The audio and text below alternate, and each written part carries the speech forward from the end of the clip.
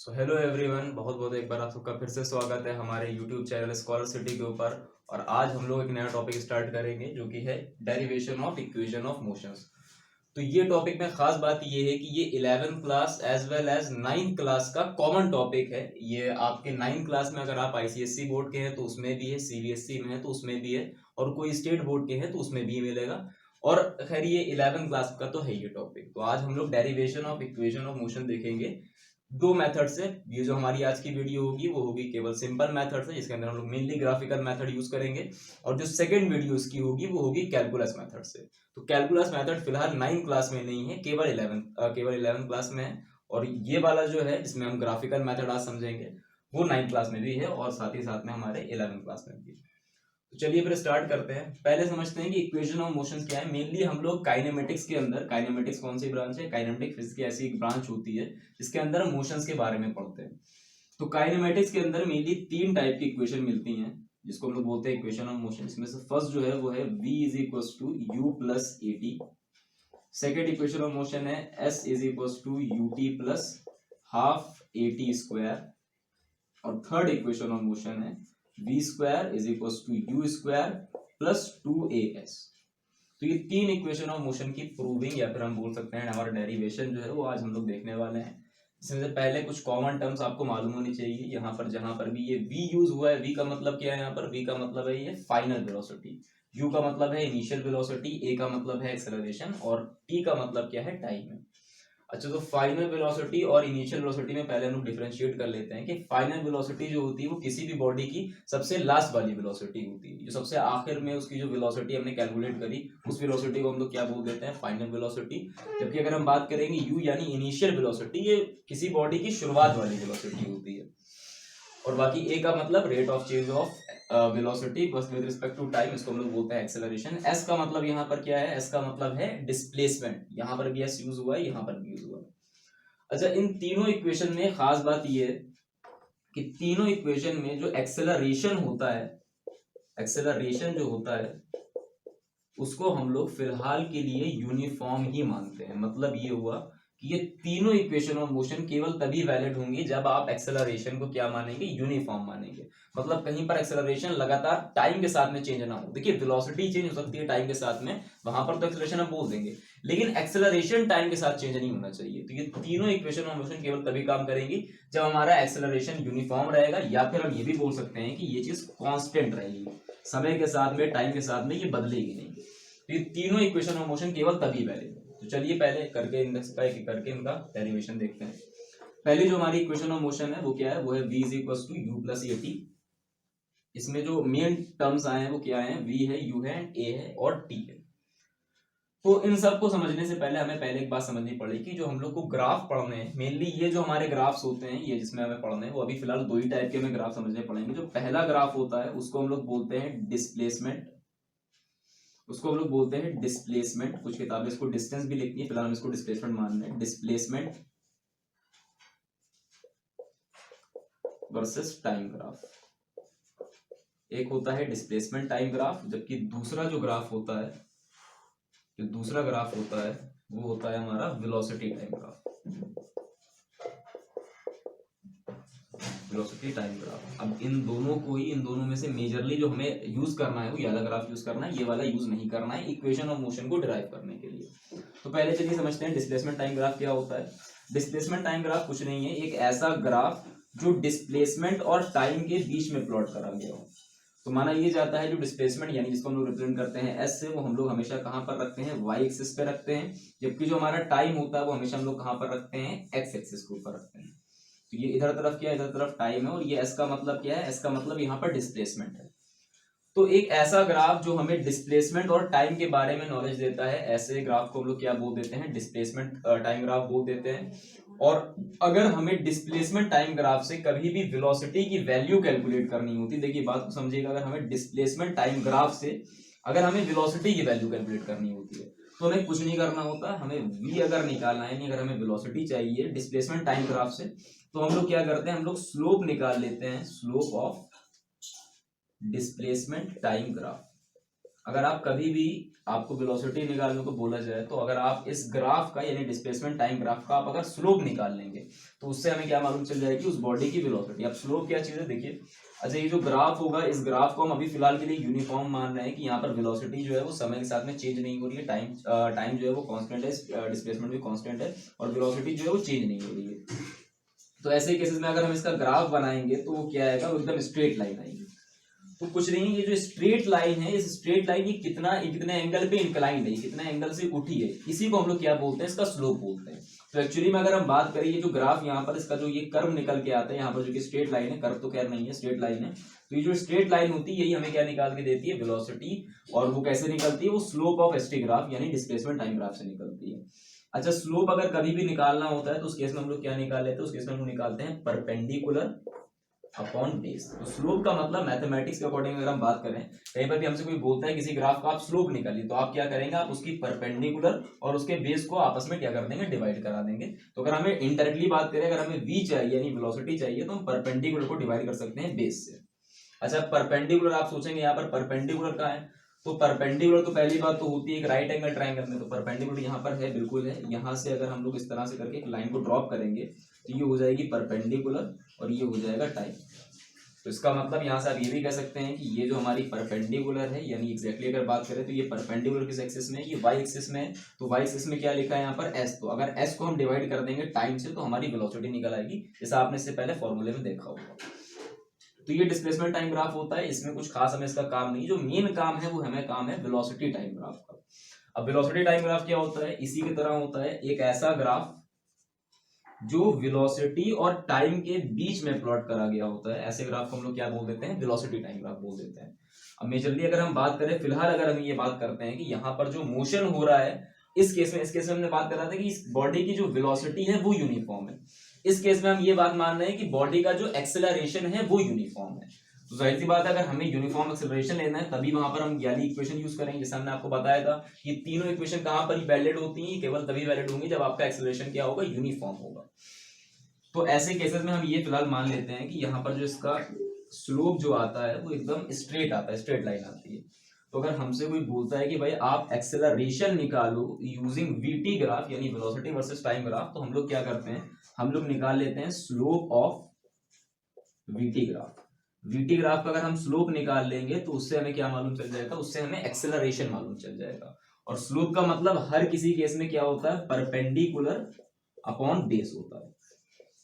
ये सेम आप समझ सकते हैं कि भाई अगर हम बात करेंगे डिस्प्लेसमेंट टाइम ग्राफ की, डिस्प्लेसमेंट टाइम ग्राफ हमें किसकी नॉलेज देता है, हमें v यानी वेलोसिटी की नॉलेज देता है। कैसे निकालेंगे, स्लोप ऑफ एसटी ग्राफ। अगर डिस्प्लेसमेंट टाइम ग्राफ का आप स्लोप निकाल लेंगे तो उससे आपको क्या मालूम चल जाएगा, उससे आपको वेलोसिटी मालूम चल जाएगी। हम बात करें वेलोसिटी टाइम ग्राफ की, तो वेलोसिटी टाइम ग्राफ हमें किस बारे में नॉलेज देता है, हमें एक्सेलरेशन के बारे में नॉलेज देता है। अगर हम स्लोप निकाल लेंगे वीटी ग्राफ का तो उससे हमें क्या मालूम चल जाएगा, उससे हमें मालूम चल जाएगी बॉडी की वेलोसिटी, बॉडी का एक्सेलरेशन मालूम चल जाएगा अगर हम वीटी ग्राफ का स्लोप निकाल लेंगे।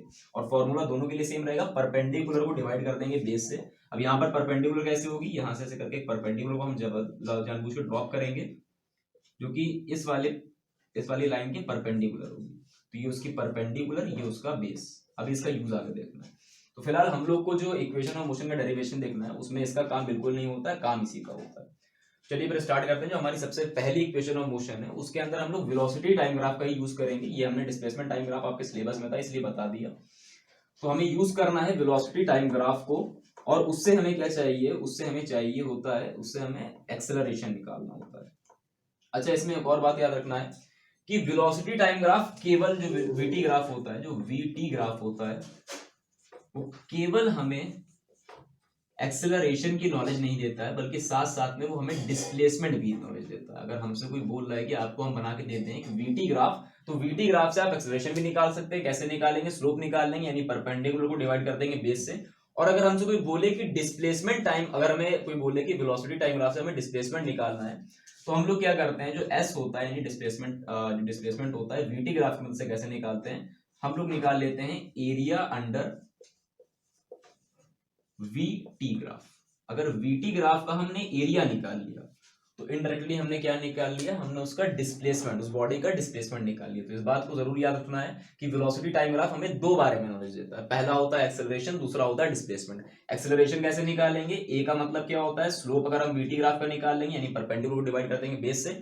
और अगर हमें डिस्प्लेसमेंट निकालना है तो एक फॉर्मूला याद रखना है कि एरिया अंडर वीटी ग्राफ, इस ग्राफ के अंदर जितना भी एरिया, अब यहां पर अगर हम बात करेंगे तो ये एरिया जितने भी शेडेड रीजन का आ रहा है ये उसका एरिया है। अगर इसका हमने एरिया निकाल लिया तो उससे हम क्या निकाल लेंगे, उसका डिस्प्लेसमेंट निकाल लेंगे। तो यही बस दो कुछ कंसेप्ट को समझ करके हमें ये तीनों इक्वेशन को प्रूव करना होता है। चलिए पहले स्टार्ट करते हैं। जो पहला है हमारा यानी v is equal to u plus a t, इस इक्वेशन का प्रूविंग या फिर इस इक्वेशन का डेरिवेशन कैसे होता है उसको देखते हैं। चलिए तो फिर क्या करते हैं, यहाँ पर एक हम ग्राफ को प्लॉट कर लेते हैं। ग्राफ किसके बीच का हम बनाएंगे, ग्राफ हम बनाएंगे वेलोसिटी वर्सेस टाइम का। यहाँ पर हम लिख देते हैं ये है वेलोसिटी, और यहां पर हम लिख देते हैं ये हमारा क्या है, ये हमारा है टाइम। वेलोसिटी टाइम का ही यूज करना है, बाकी कोई ग्राफ नहीं यूज होगा। यहाँ पर ये ग्राफ बना दिया। अब हमने यहाँ पर एक नई चीज मानी है, क्योंकि यहाँ पर बॉडी के अंदर कोई ना कोई एक्सेलरेशन है, तो हम ये मान के चलते हैं कि बॉडी की जो शुरुआत वाली यानी जो उसकी इनिशियल वेलोसिटी थी वो यहाँ कहीं पर आ रही है, ये उसकी इनिशियल वेलोसिटी है। और टाइम के साथ में क्योंकि ये वेलोसिटी चेंज हो रही है तो उसकी हमने अच्छा देखा, जैसे ये u था, मतलब उसकी जो वेलोसिटी थी शुरुआत की वो कुछ रही होगी, कब, जब टाइम जीरो था, है ना। टाइम जब जीरो होगा तब उस बॉडी की वेलोसिटी जो थी, इनिशियल वेलोसिटी वो कुछ u थी। और जब टाइम कुछ 2 सेकंड 3 सेकंड बीता तो उसके बाद में उसकी जो वेलोसिटी थी वो बढ़ते बढ़ते कहां तक की आ गई, वो कुछ v तक की आ गई, इस पॉइंट तक की आ गई। अच्छा इस पॉइंट पे देखिए टाइम भी बढ़ा, इस पॉइंट पे इसकी वेलोसिटी भी बढ़ गई, टाइम भी इधर बढ़ा है, वेलोसिटी भी बढ़ गई। तो हम ये मान लेते हैं कि यहाँ से अगर एक हम इस तरह से एक लाइन को ड्रॉ करेंगे जो कि पैरेलल होगी एक्स एक्सिस के, तो ये पॉइंट या फिर ये लाइन जहां पर जाके मीट करेगी वही पॉइंट क्या होगा, वही पॉइंट हमारा v यानी हमारी फाइनल वेलोसिटी होगी। तो हमने यहाँ पर एक नई चीज देखी कि आपकी जो हमने ग्राफ बनाया वो थोड़ा सा ऊपर उठा के बनाया, इस केस में हमने ग्राफ को थोड़ा सा ऊपर इंक्लाइन करके बनाया। तो भाई अब इस केस में क्या करना है, इस केस में हमें v भी दे रखा है, u भी दे रखा है, और ऑब्वियस सी बात है इधर कुछ टाइम है हमारा। चलिए अच्छा ठीक है, अब हमें क्या करना है, इसका स्लोप ही निकालना होगा। जैसे अगर हम बोल दें कि भाई हमें अगर कहीं पर एक्सेलरेशन निकालना होता है तो ए का मतलब क्या होता है, ए का मतलब होता है slope of we T graph. अगर वी टी ग्राफ का हमने स्लोप निकाल लिया तो हमने क्या निकाल लिया, हमने उसका एक्सेलरेशन निकाल लिया। अच्छा स्लोप निकालने का क्या तरीका होता है, स्लोप निकालने का तरीका होता है परपेंडिकुलर अपॉन बेस। तो यहां पर अगर हम बात करें इस केस में परपेंडिकुलर हमें समझ में नहीं आ रही है कहां पर, जैसे ये परपेंडिकुलर है उसी बात करें तो ये परपेंडिकुलर होगी, ये उसका बेस होगा। तो यहां पर हम क्या करेंगे, यहां पर एक हम इस तरह से एक लाइन को पहले ड्रॉप करेंगे इस एक्स एक्सिस के ऊपर, और एक दूसरी लाइन को हम इससे ज्वाइन कर देंगे। अब यहां पर आप देख सकते हैं कि ये एक ट्रायंगल बन गया है। तो इस ट्रायंगल के अंदर हम इसको हम क्या बोल देंगे, इसको हम लोग बोल देंगे परपेंडिकुलर, और ये क्या हो जाएगा, ये हो जाएगा हमारा बेस। तो हमें इसका स्लोप निकालना है, अगर हमें a चाहिए तो a के लिए हम क्या करते हैं, स्लोप निकालते हैं। अच्छा ये नीचे वाले की अभी फिलहाल बात नहीं करनी, क्योंकि हम जो हमारा ये ट्रायंगल बन रहा है वो केवल इतना ही ट्रायंगल बन रहा है, नीचे वाले की बात नहीं करनी है। अगर हमें a चाहिए होता तो हम लोग क्या करते हैं, p को डिवाइड कर देते हैं b से, मतलब परपेंडिकुलर को डिवाइड कर देते हैं बेस से। अच्छा अगर हम बात करें यहाँ पर आप p को कैलकुलेट करिए, देखिए बॉडी में जो शुरुआत में वेलोसिटी चली थी वो u चली थी, यानी इस पॉइंट से लेकर के इसके ओरिजिन से लेकर के u तक की दूरी, और लास्ट में उसके बाद में क्या हुआ था, उसने ओरिजिन से लेकर के v तक की वेलोसिटी यहां तक कवर किया है। तो अगर हमें ये p चाहिए यानी यहां से लेकर के यहां तक की दूरी, यहां से यहां तक की दूरी चाहिए, तो हम क्या करेंगे, ये पूरी v थी, ये u थी, अगर इस v को माइनस कर देंगे u से तो ऑब्वियस सी बात है हमें ये मिल जाएगा, ये पूरी v थी और ये u थी। अगर इस v को माइनस कर देंगे u से तो हमें इतनी लाइन मिल जाएगी। तो परपेंडिकुलर यहाँ पर क्या हो जाएगी, v माइनस u, और टाइम हमारे लिए यानी जो हमारा बेस था वो तो कितना रहेगा, वो टाइम है, क्योंकि इधर तरफ क्या मान रहे थे, इधर तरफ हम एक्सिस मान रहे थे, हमारा ये बेस है यानी टाइम। तो परपेंडिकुलर हमें मिल गई क्या आ गई, v माइनस यू, और अगर हम बात करेंगे बेस की तो वो क्या है, वो हमारा टाइम ही है यहाँ पर। तो p की जगह पर हम क्या लिख सकते हैं, v माइनस यू, और बेस की जगह पर हम क्या लिख सकते हैं, t। तो यहाँ पर लिख देंगे, यानी एक नया एक्सप्रेशन बना हमारे पास में कि a is equal to v minus u upon t, और ये फॉर्मूला वहीं से आया है जहां से अपने एक्सेलरेशन का फॉर्मूला पढ़ा था कि a is equal to v minus u upon t. तो आप कुछ नहीं करना है, अब अगर हमें ये वाला एक्सप्रेशन चाहिए v is equal to u plus a t, तो इस t को इधर मल्टीप्लाई करा देंगे तो ये हो जाएगा a t is equal to v minus u, और इस u की वैल्यू, इस v की वैल्यू चाहिए तो u को उठा के इधर भेज देंगे, तो उससे क्या हो जाएगा, उससे हमारे पास में v की वैल्यू आ जाएगी। जब ये u इधर आएगा ये माइनस का उधर आके प्लस का हो जाएगा, तो u प्लस ए टी। तो v की वैल्यू क्या आ गई हमारे पास में, v is equal to u plus a t. तो यही क्या है, हमारी इक्वेशन नंबर 1 है। तो इसको हम बोल सकते हैं कि ये क्या है, हमारी ये इक्वेशन नंबर 1 है। तो इक्वेशन नंबर 1 की प्रूविंग जो होती है वो कुछ इस तरह से होती है। यहाँ पर बस एक कंसेप्ट याद रखना है कि ये u हम इधर तरफ से मानते हैं और हम जो अपना ग्राफ स्टार्ट करते हैं वो थोड़ी सर्टेन लिमिट से स्टार्ट करते हैं, एक पर्टिकुलर लिमिट तक स्टार्ट करते हैं। ठीक है, तो ये फर्स्ट इक्वेशन का डेरिवेशन हो गया। अब बात कर लेते हैं सेकंड इक्वेशन की। तो सेकंड इक्वेशन, अच्छा इस ग्राफ को नहीं रफ कर रहे हैं फिलहाल, अभी हम इस ग्राफ को रहने देते हैं। इस ग्राफ में जो मेन बातें थी केवल उसको रफ कर देना है। अगर सेकंड इक्वेशन की हम बात करेंगे तो ग्राफ सेम रखना है, ग्राफ में कुछ दिक्कत नहीं करनी, ग्राफ एकदम सही है। वेलोसिटी टाइम ग्राफ की हमें बात करनी है। जो इक्वेशन है आपकी कौन सी प्रूव करनी है? इक्वेशन है हमारी s is equal to ut plus half at square. हमें ये इक्वेशन प्रूव करनी है। देखिए वो भी इसी से होगी। कैसे होना है? जैसे यहाँ पर अगर हम मान लें कि हमें देखिए हमें जो रिलेशन चाहिए उसमें एक नई चीज हमें दिख रही है, डिस्प्लेसमेंट। और हमने आपको बताया था कि जब भी वेलोसिटी वर्सेस टाइम ग्राफ के अंदर अगर हमें डिस्प्लेसमेंट चाहिए होता है तो हम क्या करते हैं, हम लोग निकाल लेते हैं area under VT graph. VT graph का अगर हमने एरिया निकाल लिया है तो हमने क्या निकाल लिया? हमने उसका डिस्प्लेसमेंट निकाल लिया। तो अगर आप देखेंगे यहाँ पर ग्राफ जो था वो तो स्ट्रेट लाइन ऐसे प्लॉट हो रहा था, और इस ग्राफ के अंदर कितना एरिया? इस ग्राफ के अंदर ये ट्रायंगल भी है, ये ट्रायंगल एक आ रहा है, और इसी ग्राफ के अंदर ये पूरा नीचे वाला रेक्टेंगल भी आ रहा है। अगर हम बात करें तो यहाँ पर ये ट्रेपेजियम बन रहा है, ट्रेपेजियम को छोड़ दिया। फिलहाल ये देखिए कि यहाँ पर एक ट्रायंगल है और यहाँ पर एक रेक्टेंगल है। अच्छा, तो यानी अगर हमें डिस्प्लेसमेंट चाहिए तो हमें इस ग्राफ का एरिया निकालना पड़ेगा। एरिया के अंदर ये दो पर्टिकुलर फिगर्स आ रहे हैं, तो इन दोनों का एरिया निकाल के अगर हम प्लस कर देंगे तो इस पूरे का एरिया हमें मालूम चल जाएगा।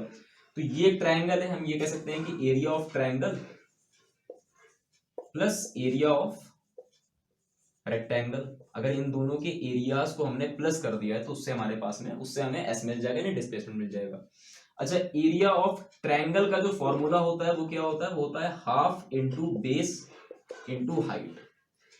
और अगर हम बात करेंगे एरिया ऑफ रेक्टेंगल तो वो क्या होता है? वो होता है length into breadth. Length into breadth होता है।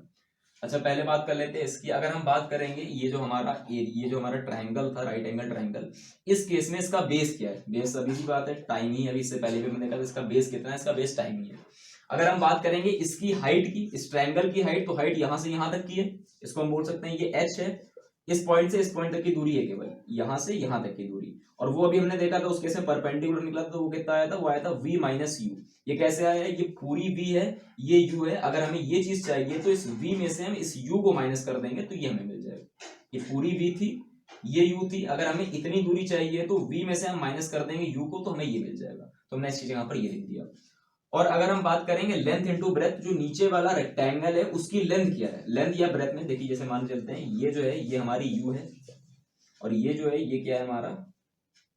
ये हमारी उसकी हम ब्रेथ मान सकते हैं। ये क्या है? ये हमारी टाइम है ना? ये उसकी लेंथ, ये कुछ भी मान सकते हैं, ये लेंथ ये ब्रेथ जो भी देखना है। तो ये इसका अगर इस वाले टर्म का इससे मल्टीप्लाई करा देंगे, यहां से यहां तक की दूरी ये लेंथ हो गई, ये पूरा टाइम हो गया। इसका मल्टीप्लाई करा देंगे, आंसर आ जाएगा। अब सबकी वैल्यू यहाँ पर उठा के सब्स्टिट्यूट कर देते हैं। तो हाफ इंटू बेस, इसका बेस कितना था? इस पहले ट्रायंगल की बात करते हैं। इसका बेस था t, और इसकी हाइट कितनी थी? इसकी हाइट थी v माइनस यू। तो ब्रैकेट में लिख देते हैं v माइनस यू, आगे लगा देंगे प्लस, आगे लिखा है रेक्टेंगल की केस की बात करें तो लेंथ क्या है उसकी? कोई भी मान सकते हैं। एक लेंथ है u, और ब्रेथ क्या है इसकी? ब्रेथ है इसकी t, यानी टाइम, है ना? ये जो इसकी लेंथ थी वो कितनी थी? वो u, यहां से यहां तक की दूरी u ही है, तो हमने उसको u मान लिया। तो ये u ये हो गया यहाँ पर। अब इसको सॉल्व करना है केवल, तो s is equal to half into ये t अंदर जाएगा, मल्टीप्लाई हो जाएगा, तो क्या हो जाएगा? अच्छा, एक हम ये भी बोल सकते हैं कि इस v माइनस यू को हम ऐसे ही लिखा देते हैं, v माइनस यू, और ये तो t था, जैसे इस v माइनस यू को। अच्छा, यहाँ पर हमें क्या यूज करना पड़ेगा? यहाँ पर हमें इक्वेशन ऑफ मोशन यूज करनी पड़ेगी। हमने अभी देखा है कि भाई v इज इक्वल टू क्या होता है? v is equal to u plus at होता है। तो अगर हमें v माइनस यू की वैल्यू चाहिए तो इस u को उठा के हम इधर लाएंगे, तो उससे क्या होगा? ये v minus u is equal to at के इक्वल हो जाएगा। हमने एक नया फॉर्मूला बना लिया अपनी फर्स्ट इक्वेशन ऑफ मोशन से। v is equal to u plus at में u को इधर उठा के लाया तो क्या हो गया? ये चीज माइनस की हो गई है। अब इस v माइनस यू की जगह पर हम at को सब्स्टिट्यूट कर सकते हैं, तो कर लेते हैं। तो s इज इक्वल टू क्या हो जाएगा? हाफ इंटू ये टाइम को ऐसे लिख देते हैं, इंटू ये जो v माइनस यू इसकी जगह पर क्या आ जाएगा? at आ जाएगा, प्लस u इंटू टी, यानी ut हो जाएगा वो। अब इसको अगर सॉल्व करेंगे तो क्या लिख देंगे? s इज इक्वल टू इस ut को पहले लिख देते हैं, तो ut प्लस इस हाफ को बाद में लिखते हैं हाफ, और ये a है तो इसको पहले लिख दिया, और t इंटू टी कितना हो जाएगा? t square. तो लास्ट में फॉर्मूला क्या बन गया, s is equal to ut plus half a t square. Second equation of motion को प्रूव करने के लिए पहली बात याद रखनी है कि हमें डिस्प्लेसमेंट की चीज चाहिए थी, तो हम डिस्प्लेसमेंट कैसे निकालेंगे, area under VT graph, area हमने निकाल लिया। अब यहाँ पर दो पर्टिकुलर फिगर थे, एक था ट्राइंगल एक था रेक्टेंगल, दोनों का एरिया हमने उठा के क्या कर दिया, प्लस कर दिया। इसका फॉर्मूला होता है half into base into height, इसका होता है लेंथ इंटू ब्रेथ। इसका बेस, इसकी वैल्यू को हमने यहाँ पर सब्स्टिट्यूट करा, और उसके बाद में जो इंपॉर्टेंट चीज है, जब यहाँ पर ये v माइनस यू फैक्टर आएगा तो इसको हटाने के लिए हम लोग क्या करेंगे, इसको हम लोग हटाने के लिए v is equal to u plus a t यानी अपनी फर्स्ट इक्वेशन ऑफ मोशन का यूज करेंगे। तो इस u को उधर लाएंगे तो क्या हो जाएगा, v minus u is equal to a t. अब इस v माइनस यू की वैल्यू हम यहाँ पर पुट कर सकते थे, जो कि क्या थी, एटी। इसकी जगह पर हमने क्या लिख दिया, यहाँ पर एटी लिख दिया है और आगे ut लिखा था। ऐसे करके सॉल्व होकर लास्ट में आंसर आ जाएगा। जो सेकंड इक्वेशन ऑफ मोशन का प्रूव होता है वो ऐसे कुछ होता है। हो गया। अब बात कर लेते हैं थर्ड इक्वेशन ऑफ मोशन की। अब अगर हम जनरली बात करें तो थर्ड इक्वेशन ऑफ मोशन को प्रूव करने के लिए फिलहाल कोई ग्राफ की जरूरत नहीं पड़ती है, तो उसको हम लोग बगैर किसी ग्राफ का यूज करें ऐसे ही प्रूव कर सकते हैं। देखिए कैसे होता है वो भी प्रूव, उसको भी देख लेते हैं। अगर हम बात करते हैं अपने थर्ड इक्वेशन ऑफ मोशन, जो कि क्या कहती है हमसे, जो कि ये बात हमसे बोलती है कि भाई v square is equal to u square plus 2as, ये इक्वेशन होती है थर्ड इक्वेशन ऑफ मोशन। इसको प्रूव करने के लिए पहले हमें एक कंसेप्ट समझना पड़ेगा कि एक फॉर्मूला होता है, उसको हम लोग बोलते हैं एवरेज वेलोसिटी का फॉर्मूला। एवरेज वेलोसिटी जो होती है किसी भी बॉडी की, अगर हमें एवरेज वेलोसिटी कैलकुलेट करनी होती है, एवरेज वेलोसिटी, हम एवरेज स्पीड नहीं बोल रहे हैं, हम एवरेज वेलोसिटी बोल रहे हैं। एवरेज वेलोसिटी में और एवरेज स्पीड में थोड़ा सा फर्क होता है। तो एवरेज वेलोसिटी का जो जनरल फॉर्मूला होता है वो होता है v plus you upon two. अगर ये फॉर्मूला आपको नहीं मालूम था इसको कहीं पर नोट कर लिया आप। एवरेज वेलोसिटी का फॉर्मूला क्या होता है, v plus you upon two होता है। अच्छा, तो ये एक नया फॉर्मूला मिला है। अब हमें यहाँ पर इसी का फॉर्मूला लिखना है कि जो एवरेज वेलोसिटी होती है इसको रिप्रेजेंट करते हैं हम लोग वी ए बी से। इसका फॉर्मूला होता है v plus you upon two, और हमने एक फॉर्मूला पढ़ा होता है एक्सेलरेशन का, वो होता है a is equal to v minus u upon t. ये भी फॉर्मूला हमने पढ़ा एक्सेलरेशन का। एक्सेलरेशन का मतलब क्या होता है, rate of change of velocity per unit time, v minus u upon T. अगर हम आपसे ये बोले कि यहाँ से टाइम को आप इधर ले आइए और a को नीचे ले आइए, तो क्या होगा उससे, यहाँ पे ये v, ये टाइम इधर आया तो यहाँ पर क्या हो गया, t is equal to v minus u upon a। इस a को नीचे ले आए, टाइम को ऊपर ले आए। तो ये दो फॉर्मूले जो नए बने हमारे पास में, हमें इन्हीं को यूज करना है। हमने क्या करा, हमने a की वैल्यू, a के फॉर्मूले से हमने t की वैल्यू निकाली, जो कि क्या है, t is equal to v minus u upon a, और एवरेज वेलोसिटी का फॉर्मूला होता है u। अब यहाँ पर हमें एक बड़ा सिंपल सा फॉर्मूला यूज करना है, जो कि फॉर्मूला ये हमसे बोलता है कि भाई जो डिस्टेंस होता है, डिस्टेंस जो होता है वो किसके इक्वल होता है, distance is equal to speed into time होता है, जो कि आपने छोटे क्लासेस में पढ़ा भी है। Distance is equal to speed into time होता है। लेकिन अगर हम यहाँ पर डिस्प्लेसमेंट की और वेलोसिटी की बात करेंगे तो इसकी जगह पर हम लिख सकते हैं डिस्प्लेसमेंट यानी s, और स्पीड की जगह पर हम जब लिखेंगे वेलोसिटी तो उस वेलोसिटी को हम लोग एवरेज मान के चलते हैं। तो हमने यहाँ पर क्या लिख दिया, v एवरेज इनटू टाइम। अच्छा, यहाँ पर हमसे कोई ये भी पूछ सकता है कि भाई ये एवरेज वेलोसिटी हमने क्यों ली, हमने केवल सिंपल वेलोसिटी क्यों ली है। तो उसके पीछे का रीजन ये है कि यहाँ पर एक्सेलरेशन भी हो रहा है। अगर हम केवल एक वेलोसिटी लेंगे तो वेलोसिटी लगातार चेंज हो रही है, तो उसकी इसलिए हमने क्या करा, उसकी एक एवरेज वैल्यू यहाँ पर उठाई है वेलोसिटी की, तो v एवरेज लिख दिया है। और डिस्प्लेसमेंट, डिस्टेंस की जगह पर हमने क्या लिख दिया, डिस्प्लेसमेंट लिख दिया। अब जो आप इन दोनों की वैल्यू लाए थे, टाइम की और v एवरेज की, वो यहाँ पर उठा के पुट कर सकते हैं। तो s इज इक्वल टू क्या हो जाएगा, v की वैल्यू आई थी हमारी v plus you upon two, into time की वैल्यू कितनी आई थी, v minus u upon a। इन दोनों की वैल्यू हमने केवल सब्स्टिट्यूट कर दी है, इन दोनों के ऊपर ब्रैकेट लगा देते हैं। अच्छा, यहाँ पर आपको एक आइडेंटिटी दिख रही होगी a plus B A minus B, तो उसके अकॉर्डिंग क्या हो जाएगा, s इज इक्वल टू ये a plus B A minus B के according a square minus B square, यानी v square minus you square, और 2 इंटू ए कितना हो जाएगा, 2a हो जाएगा। यहाँ पर हमने कौन सी आइडेंटिटी यूज करी है, यहाँ पर हमने यूज करी है a plus b a minus b, जो होता है वो किसके इक्वल होता है, वो a square minus B square के इक्वल होता है। ये आइडेंटिटी हमने यहाँ पर यूज करी है। तो ये a plus B A minus b, इसकी जगह पर हमने क्या लिख दिया, v square minus you square, that is a square minus B square. अच्छा, अब ये पूरी क्वेश्चन लगभग हो गई है, अब कुछ नहीं करना है। इस 2 का इधर मल्टीप्लाई 2a का इधर मल्टीप्लाई करा देंगे, तो उससे क्या होगा, तो उससे ये होगा, जब इसका हम इधर मल्टीप्लाई कराएंगे तो इधर हो जाएगा 2as, ये 2a का इधर मल्टीप्लाई कराया तो 2as हो गया। इधर क्या लिखा था, इधर लिखा था v square minus you square. अब अगर हमें अपनी ये वाली इक्वेशन चाहिए तो हम क्या करेंगे, इस u की वैल्यू को उधर पटकेंगे, तो उससे क्या हो जाएगा, ये v square is equal to u square plus 2as। इसको हमने सीधा करके लिख दिया है, ये u को हमने उधर भेजा है तो उससे क्या हो गया, ये प्लस का हो गया है, ये ऐसे ही लिखा तो इसको ऐसे लिख दिया, और v स्क्वायर को हमने ऐसे रखा है तो v square is equal to u square plus 2as। Third equation of motion का डेरिवेशन जो होता है वो कुछ इस तरह से होता है। तो बस याद ये रखना है कि हमें ग्राफिकल मेथड केवल दो ही इक्वेशन में यूज करना है, और उसमें भी ग्राफ जो हम लोग के सिलेबस में है, दो ग्राफ है, पहला है वेलोसिटी टाइम ग्राफ, दूसरा है डिस्प्लेसमेंट टाइम ग्राफ। तो हमें केवल यूज करना है वेलोसिटी टाइम ग्राफ। और वेलोसिटी टाइम में दो बातें याद रखनी है कि वेलोसिटी टाइम ग्राफ हमें किसकी नॉलेज देता है, वो पहली हमें नॉलेज देता है एक्सेलरेशन के बारे में, कैसे निकलता है, ए निकलता है स्लोप से। और अगर हम बात करेंगे डिस्प्लेसमेंट की तो वो कैसे निकलता था, वो निकलता था एरिया से, एरिया अंडर वीटी ग्राफ। तो उससे हम क्या निकाल लेंगे, उससे हम दो किसी भी इक्वेशन को हम प्रूव कर सकते हैं, और फर्स्ट और सेकंड को प्रूव कर लिया था हमने। अगर हम बात करेंगे थर्ड इक्वेशन की, तो थर्ड इक्वेशन को प्रूव करने के लिए किसी भी ग्राफ की जरूरत नहीं पड़ती है, उसके अंदर हम एक एवरेज वेलोसिटी का नया कंसेप्ट ढूंढ के लाते हैं, वो होता है v प्लस यू अपॉन 2, और a का मतलब क्या होता है, v minus u upon T. यहाँ से टाइम की वैल्यू निकालेंगे, पुट करेंगे, जिसे आपने छोटे क्लास में फॉर्मूला पढ़ा है डिस्टेंस का, स्पीड का, वही फॉर्मूला यूज करा है, उससे क्या आ जाएगा, उससे थर्ड इक्वेशन ऑफ मोशन आ जाएगी। तो इसमें बस फिलहाल यही था, ऐसे ही ये प्रूविंग होती है। चलिए तो फिर आज के लिए इतना रखते हैं, अब नेक्स्ट वीडियो में हम लोग मिलेंगे, जो कि हमारी होगी किसके बारे में, वो होगी हमारे कैलकुलस के बारे में, और उसमें ये तीनों इक्वेशन ऑफ मोशन को हम लोग किससे डिराइव करेंगे, वो हम डिराइव करेंगे कैलकुलस मेथड से। तो होपफुली आपने एंजॉय करा होगा। चलिए फिर आज के लिए इतना रखते हैं, थैंक यू।